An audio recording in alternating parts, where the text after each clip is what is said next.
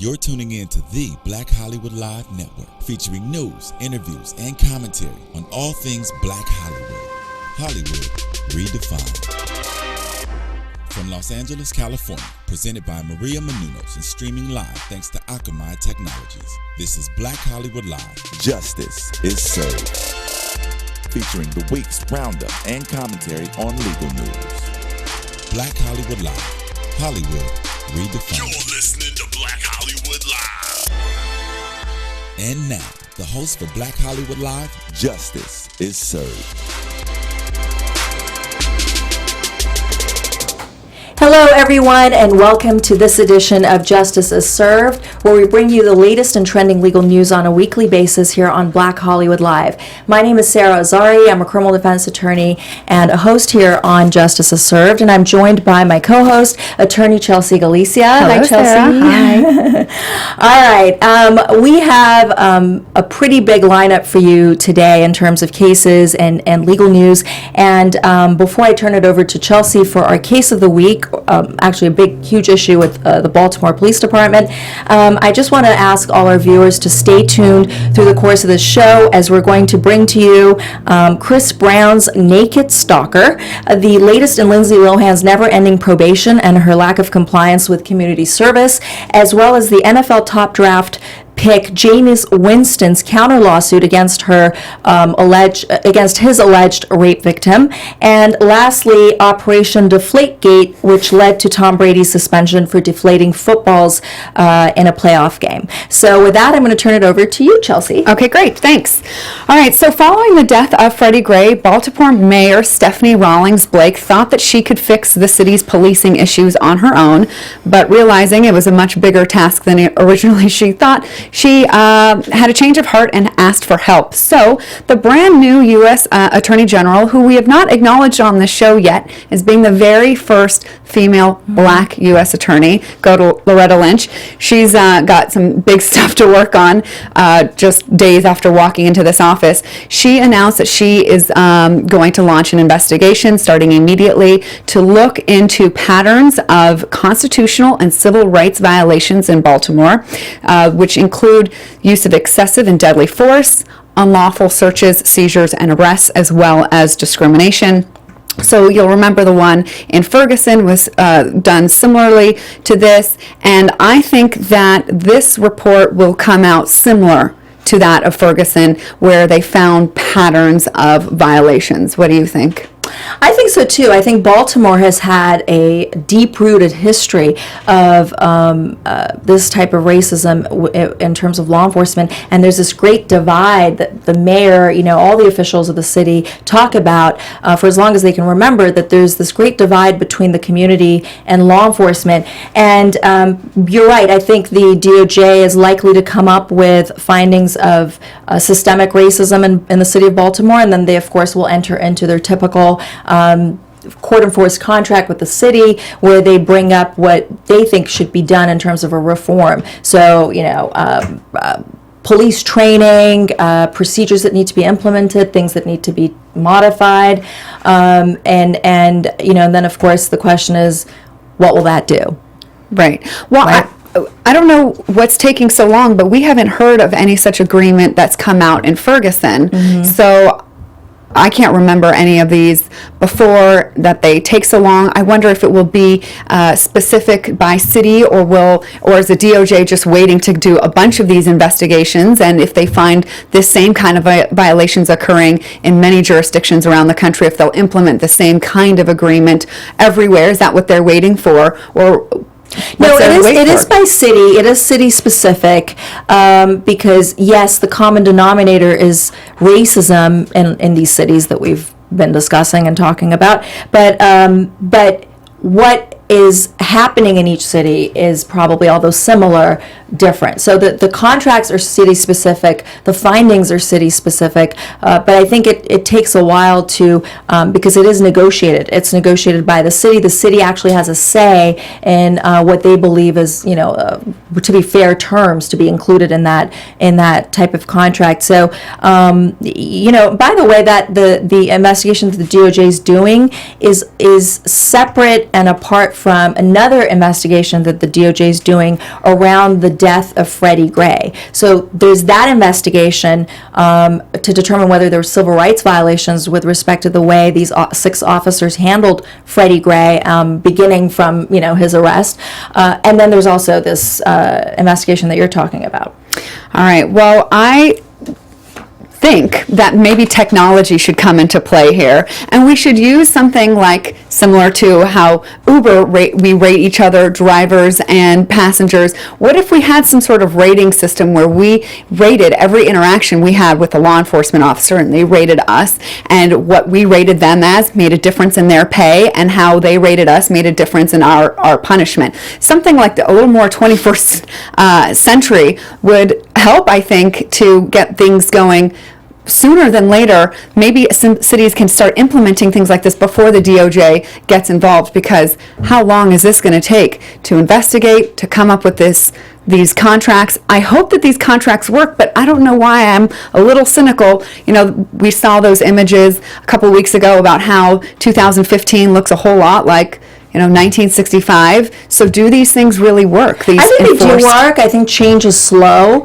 but I don't know that you can Yelp a cop. I'm not sure how that's going to work, but I think that they do work. The progress, the change is very slow, and the cities a lot of times struggle with it, because even though they want to change, even though they want to avoid these riots and protests and this divide and mistrust in their law enforcement, I think ultimately the concern is the chilling effect on law enforcement. And we've talked a great deal about this before, where now a police officer who has to think quickly on his feet and respond in a situation, now he has to think about the color of the skin of the suspect, the actions he's taking to detain the suspect. I mean, suddenly there's this whole thinking process that has to come into play. God forbid we ask for thinking. And I don't think that it's skin color that we're asking them to think about. We're asking them to think about the totality of the circumstances. Right. That's just an example of, considerations that now they're not going to be able to just go out and,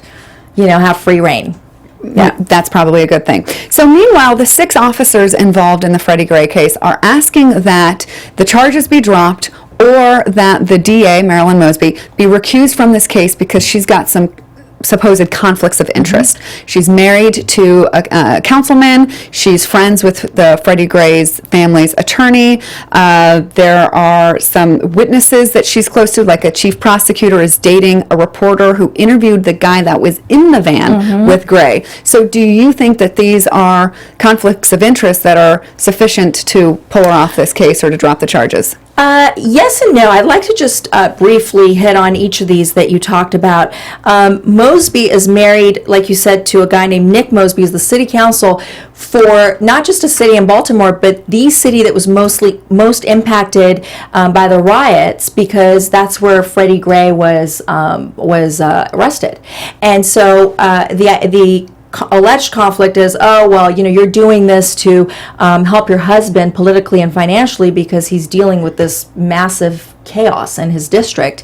And, I don't think that's a conflict that is going to really hold up, because as Mosby's responded, hey, I oversee every city and every district. She's a tough chick. I like her.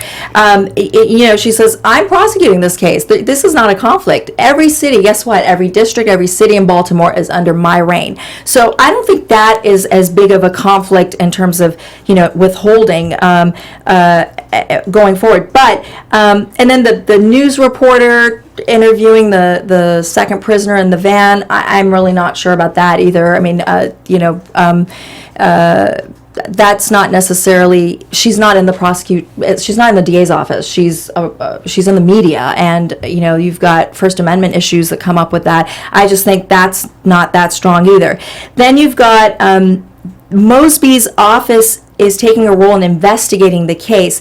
This could be an issue because the defense lawyers for the cops are allowed to call in the investigators as witnesses in the case or cross-examine them if they're called in as witnesses.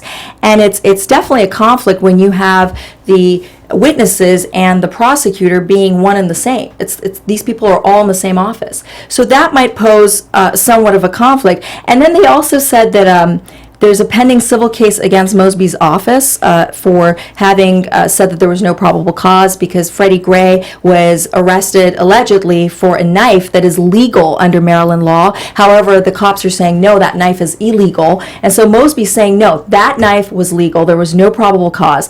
And the attorneys for the 6 police officers are suing Mosby's office, saying that this was false information, etc. Well, to me, that is such a self-concocted thing. It's so self-serving. It's like they've created a conflict. It's like, I'm going to go sue you so that you can't prosecute me, I mean, so if I was a judge, I'd say, guess what? Your civil suit is stayed until these 6 officers are prosecuted, right? Yeah, okay. Absolutely. And then, of course, that Billy Murphy, I actually know Billy Murphy, but I don't know. We all contribute. I contribute to prosecutors' elections. I contribute to judges' elections. Anyone could at any point in a case where I'm involved with these people say that there's a conflict. You really have to look at, the separation. I mean, if this guy at some point helped Mosley, I think she had an ethics issue and he represented her. That might pose a conflict, but I don't see the contribution to her campaign. In our world, it's a pretty standard thing. Right. So the one reason that I hope that you're right is I don't want these charges to be dropped, and I don't want Lieutenant Rice out in the field. That guy's kind of scary. So he's had apparently some mental health issues, some legal issues of his own, where his guns have been confiscated. How was he able to be on the field in the first place? That's a good question, Chelsea, because Lieutenant Rice, he's been charged with involuntary manslaughter, 2 counts of assault, 2 counts of misconduct in the office, and a count of false imprisonment. And, he's had a history. Apparently about 3 years ago, he had threatened to kill himself, and he was referred to a mental hospital. His guns and his badge was taken away, and he was put on a desk job. So he was taken off the field.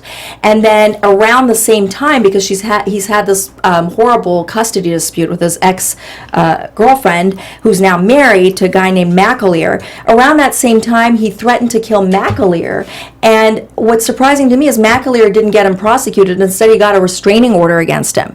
So, and he got his badge taken away again, and his guns taken away again. So he's had that. Not to mention that just recently, 2 weeks before the Freddie Gray incident, he ended up going to neighboring city police and essentially misusing his badge and authority and cornering them into go and arrest McAleer because he's violating his stay-away order and he's in my ex-girlfriend's house. It's like, what's that your business? You know what I'm saying? So he's doing all that, and he's not believing the police. The police are telling him, look, we already checked the house, everything's cool, you're good. And he's saying, heads will roll if you don't go in there and you arrest this guy. And so the guy is unreal. And you're absolutely right, Chelsea, because I don't understand, and this is going to raise a big, huge question as to how did this guy, how did they deem that he's stable enough to get back into being not only in control of the community, but in control of other police officers? He's directing them. He's advising them. That is pretty scary. Yeah. So a lot of follow-up on that we'll need because there's a lot of questions unanswered, and hopefully we'll get some progress soon and be able to report back. Whew. Lieutenant Rice. All right. On the docket, some interesting stuff, starting with Chris Brown has been stalked by a naked intruder in his bed, kind of. Some people would love that. Yeah.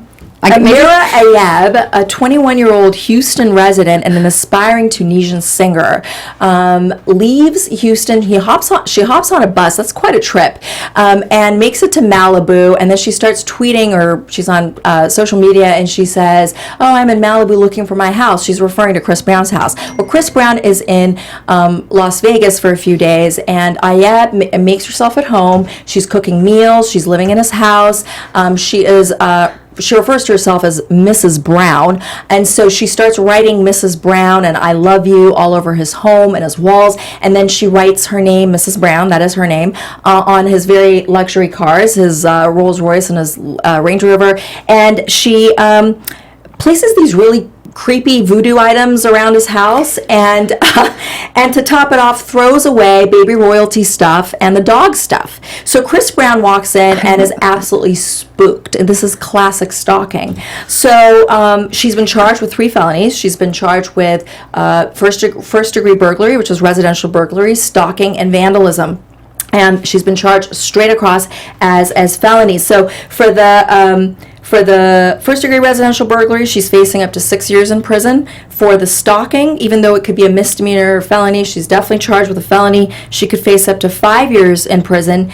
And the vandalism clearly is the least of her worries, but she's looking at time on that as well. So what do you think she had? Does she have a defense? Insanity.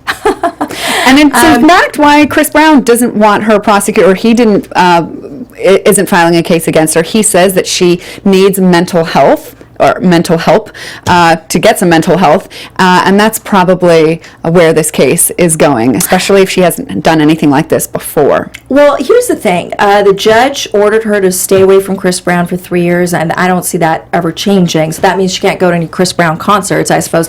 But the mental health issue, I beg to differ, because under California law, there's a code section 5150 of the Welfare and Institution Code, and it's also slang for crazy, 5150. She's 5150, but there's questions to why isn't she 5150, or why isn't the DA or the defense bringing up her mental state? To me, she's a typical stalker. I think every stalker has this profile of being obsessive and not taking no for an answer, and being manipulative. I mean, there is that common sort of characteristics. Those common characteristics that are in all stalkers. So, she's crazy, but I don't think she's dangerous, and I don't think Chris Brown felt like he was in danger, which is probably why he didn't care for, he's been prosecuted enough, so maybe he's a little bit empathetic towards another person being prosecuted, but yeah, she's definitely looking at, her bail's going to get increased as well. Right. Well, the interesting thing for me will be to watch Chris Brown's participation or lack thereof in this case. As a witness. Right. Yeah. Will he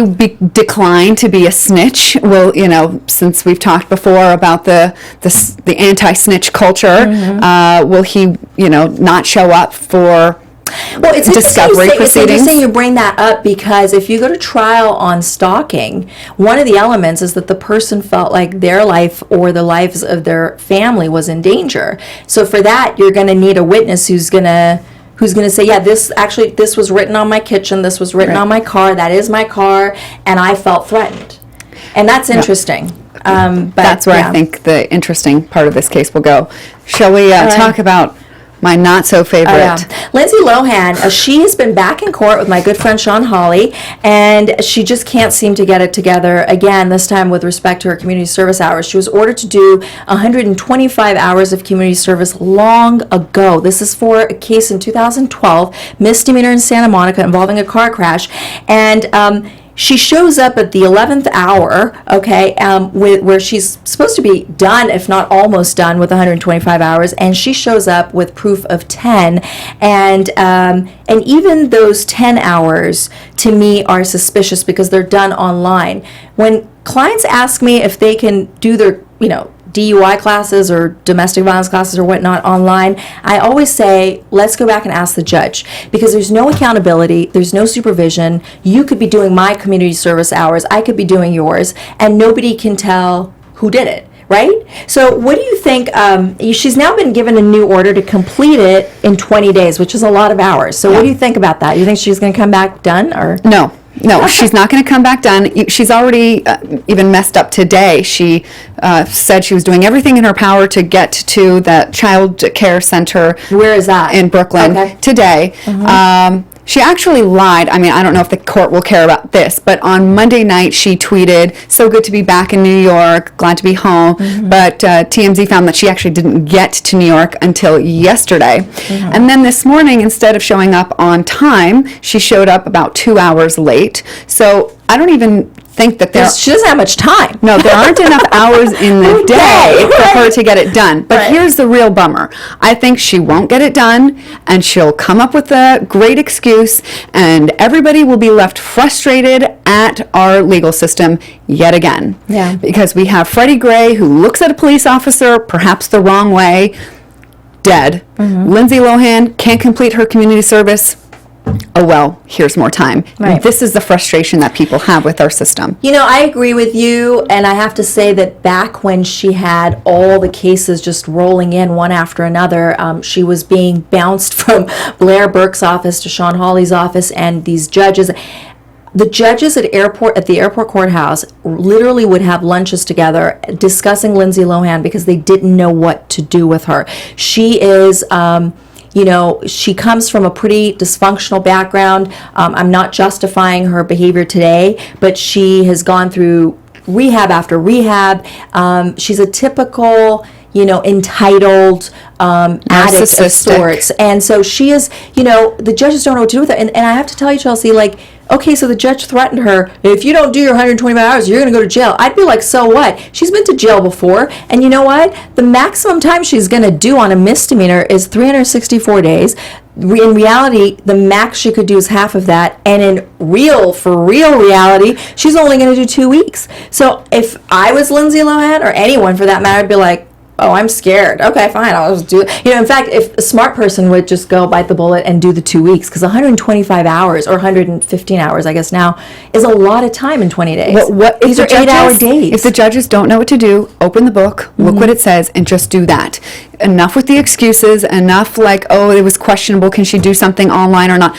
She was arranging Facebook pictures for a site, right? That and is I bet not her the assistant was helping with that or doing it for her. That's why I'm saying that that's online not the lesson of community service, right? That's not going to help her. We were talking about this earlier. She needs to hit a bottom, whether it's because of drug use or just her narcissism or whatever. But her ego has beat the system over and over, and so it just gets further and further inflated.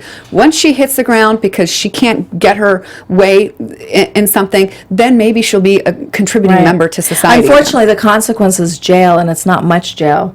If this was a felony of sorts, where she would be, going to prison, I think that would be a bottom. But I think spending a couple weeks in jail for her, I'm not sure if that's really going to make a difference. And by the way, community service, it sounds to me like she's getting the true community service, because it's also labor, which we call Caltrans, where you pick up trash on the parade. That's a little bit more of a lesson to be learned. Yeah, that's much better than Facebook pictures. And I think, a lot of times, as lawyers, we're able to get courtesies from the judge. It's not so much the judge is like, oh, it's Lindsay Lohan, I'll give her a break, but it's the respect they have for her lawyer, that if the lawyer stands up and says, Your Honor, just give her one more chance, let her come back at the end of the month, and the judge says, all right, fine, Miss Hawley. Yeah. Anyway. Well, no, but I think, judges should pay attention to what am I doing with everybody else, and not just on the attorneys that I respect. Just enough is enough. Just consistency would be really helpful to good luck with that, LA County. All right, the NFL top draft pick, Jameis Winston, his name is very interesting. It's not James, it's got an I there, fires back with a counter lawsuit against his alleged rape victim. So this is really interesting. Who is he? He's a Florida State University quarterback, turned up NFL top pick, and just 2 weeks before the draft, Erica Kinsman, a former FSU student, accuses him in a lawsuit of having been raped, sexual battery, assault, false imprisonment, and intentional infliction of emotional distress related to the rape. And this is just right around the time where he signed a 4-year, $23.35 million contract with the Tampa Bay. The timing of this lawsuit's interesting because it's just 2 weeks before this guy is finally reaching his lifelong dream. And what Kinsman says in her lawsuit is that she met Winston at a bar, didn't know him. Okay, I don't know. I mean, if the guy is that good that he's going to be the top pick, I think he probably was the hot, sharp, whatever athlete guy around campus. But she says she didn't know him. And then a known man gave her some unknown liquid, after which she doesn't remember much. So she's claiming she's drugged and then raped. She gets into a cab with Winston and his two friends, Casher and Darby. And then they go to Winston's apartment, where Winston takes her into a bedroom and rapes her. And Darby walks in and says, hey, dude, stop. She's telling you to stop. And then he takes her into the bathroom, puts her on the floor, and locks her in the bathroom. So, I mean, does her story sound credible to you? Well, I'm wondering, because she went to the police that night. She did, and she went to the hospital that night. Right. So wouldn't this drug show up in a test? Right, and that would be, and you know what? Good point, because at the hospital when they did the rape kit, I'm not sure what tests they ran on her, but when they did the rape kit, she made statements at the hospital. She made a pretty interesting, I think significant, inconsistent statement where she said she was taken to the bathroom, but the rape continued in the bathroom. So she says in the lawsuit, she says he just threw her in there and locked the door. But that night to the hospital staff, she says that he continued to rape her. And, with the test of the hospital, and one of the reasons that the DA couldn't file charges against Winston was because of the shoddy police work, because the police took almost a year to start interviewing witnesses. So I'm not surprised if they misreported it to hospital staff and the staff never really knew to test her or give her a blood test. Because, when you go in for a rape kit, they're looking at your below. I don't think they're drawing liquids from you doing blood tests, but I would think a urine sample at least would have been maybe protocol. A urine sample, maybe it would have. But I don't know what they look in a rape kit. They're looking for semen. They're looking for some specific trace of something. If and that's why when the police take you into the hospital as a result of a crime, they're obligated to give enough information for the right test. That's part of their investigation. So it seems to be a huge issue around the investigation because the DA's office dropped the charge. He went through a 2-day student conduct hearing. He was cleared.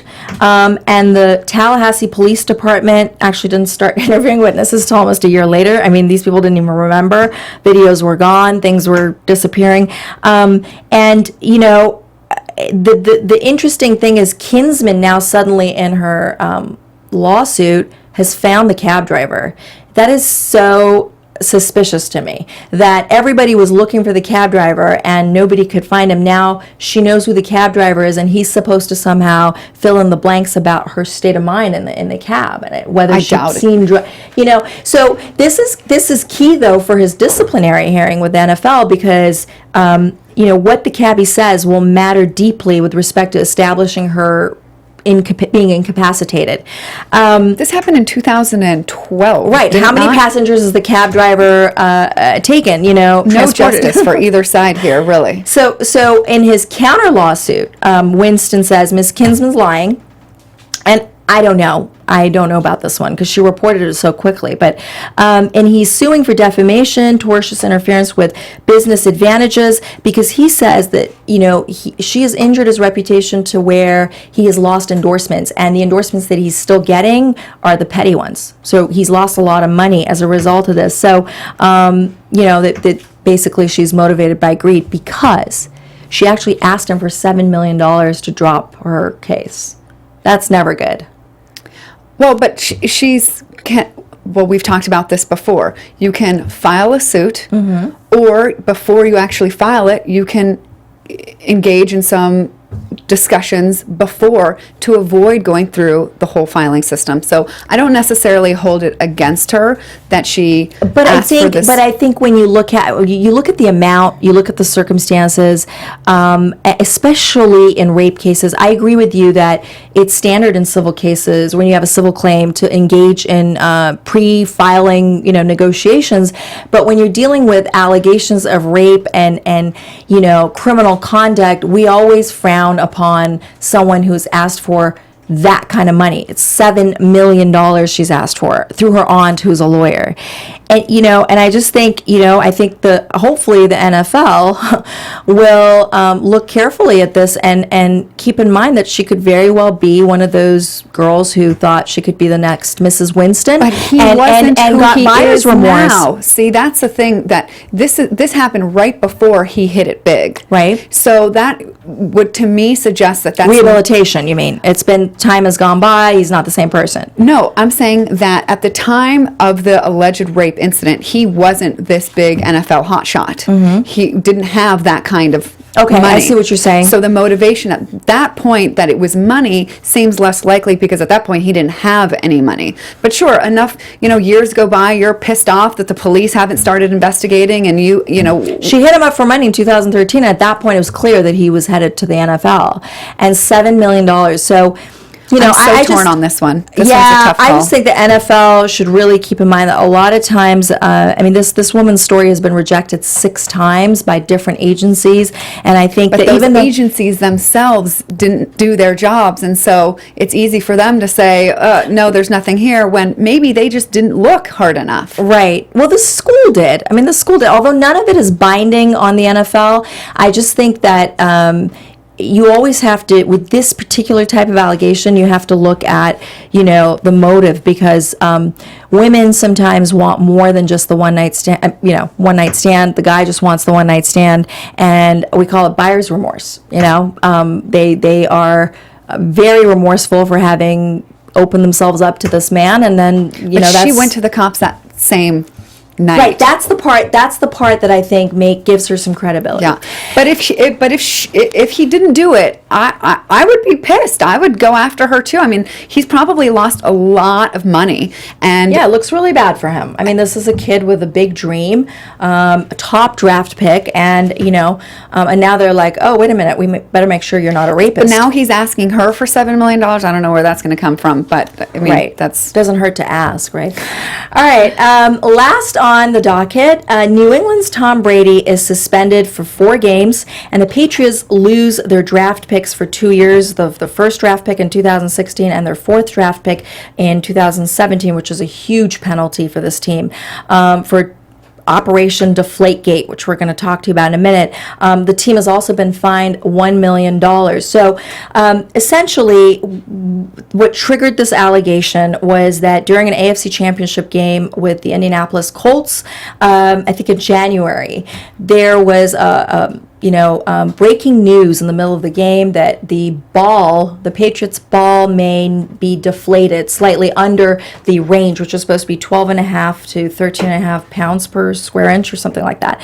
So the NFL, of course, begins to investigate this. The Patriots seem to always be under attack for one thing or another. They've been accused of cheating, before, I think, as in 2007 as well. So the NFL does this 4-month investigation. They hire a lawyer named Wells, and then he comes up with what they call the Wells Report that was released on May 6th.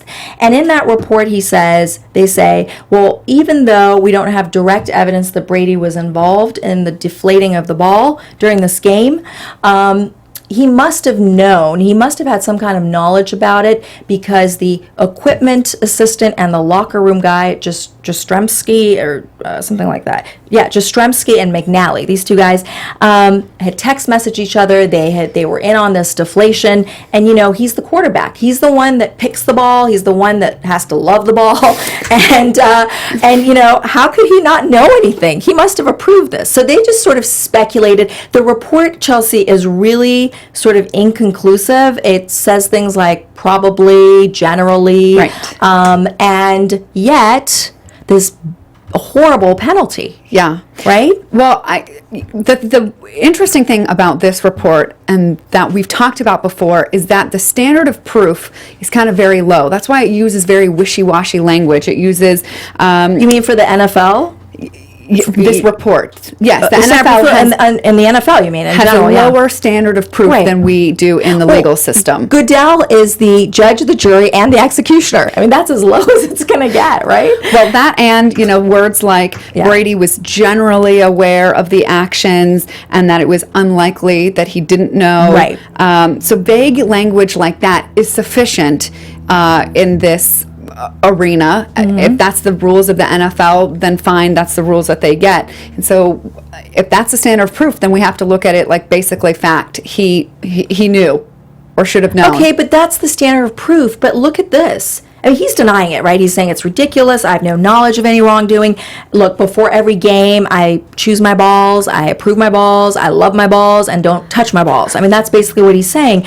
But then you look at what the NFL's done. That guy Rice, there was a video of him beating his wife and dragging her out of the elevator, and he was suspended for 2 games. But we've also talked about this too, how now the NFL wants to turn over a new leaf and show that it means... up its game, right, so remember we've talked about a case that came out more recently where the player, I can't remember his name, the domestic violence case was not even pursued in the legal system, or it was, but that the second time that it went to trial, the woman didn't show up, and so it was dropped. And so now the NFL is like, well, we're going to conduct our own investigation, has nothing to do with the police, and so and the punishment then was much more severe. So I'm sure the NFL is saying, we made a mistake back then in how we dealt with these domestic violence issues. We are different now, so don't hold our current punishments to these players up That's against. not a precedent for us to follow. Exactly. But you know what? But this is not even a crime. I asked an inside person, and they said that everyone does that. It's not really a rule that you can't deflate the ball. An injustice in one place doesn't approve an injustice everywhere else. I think they got caught, and look, the NFL. Who else are they? I mean, who else is going to serve as a better example than Tom Brady, the superstar of American football? I mean, and the Patriots, they just, had the big championship with the Super Bowl. I mean, this is a great, like you said, if they're trying to turn a new leaf, and this is a perfect team and a perfect NFL player to make an example of. I mean, I just want to tell Goodell, like, look, dude, can't you just give him a pass for being hot? Well, that's very kind of you. But I think what they should have done is the Colts, apparently, the general manager of the Colts sent an email to two higher-ups in the NFL saying, the word is that there's messing around with the balls going on. Can you please check it out? We want an even playing field. So the NFL had a heads up, aside from this, I guess, general speak that this sort of stuff happens all the time. So have liked to see some action beforehand rather than just dealing with the consequences after. But do you actually think that deflating the ball just so you have a better grip is that big of a deal? It doesn't matter. Give you that kind of an edge? It doesn't matter. It's against the rules. No, there's no rule that says you can't do it. That's what I'm saying. Really? I thought that there are guidelines that the ball has to be within a certain range. There's a guideline, but the rule that they're punishing him for, so to speak, is that he is engaging in conduct that is giving the team an unfair advantage. That's what is been violated. I was under the impression that there was a rule about the balls and how inflated or deflated that they could be, and if it's outside of that and there was intentionality behind it, then there's some responsibility somewhere. Anytime there's it's like performance enhancing drugs. Anytime there's an indication that someone or a team is engaging in any conduct that is supposed to give them an unfair advantage over the other team, they're subject to punishment because the integrity of the sport supposedly is called into question. I have a completely different view on that. I think that if you are an amazing athlete, that's what gets you the win. And if the 5% you get from the performance enhancing drug or the better grip on the ball, that's not why you win. Well, then we should just let everybody do what they want to do. I agree. I think so. I don't care. But one other part that I thought was really interesting about this was the part of the punishment that looks like it's for his unwillingness to turn over his phone and be completely open with the NFL. I don't think that if he was punished for that should stand up on appeal. I think he should win that. It's very unfair because they had no subpoena. You know what? I'm sorry. I don't care what the allegation is. I don't care what the investigation is. If you don't have a subpoena, as an NFL player, that's a horrible precedent to set for other players who might get called into disciplinary hearings that, just because we've been accused of something, here's our private life. I mean, I think he did the right thing, and I think it's really messed up if that is a factor in that Wells report. I think it was exactly what, in the letter to Brady, the reason for the punishment was not just because of the deflating, but because he refused to participate and cooperate. Exactly. Yeah. So I think he stands a pretty good chance to win at least parts of the appeal. I don't know if it'll be completely overturned, but I do think that something will change after the appeal. Yeah, I like him. I hope so. All right. Well, this brings us to the close of today's edition. We thank you so much for joining us, me and Chelsea today, and we look forward to seeing you on our YouTube and our iTunes page. Please click like. Please post your comments and your feedback so that we can bring you more legal news that is of interest to you in the future. And we will see you next week right here on Justice is Served. Bye, everyone.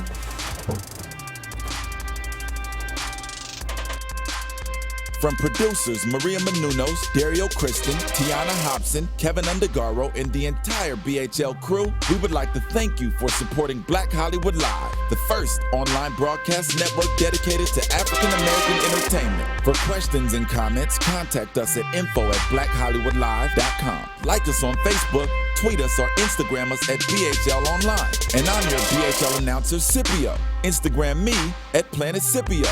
Thank you for tuning in. The views expressed here are those of the host only and do not necessarily reflect the views of BHL principals.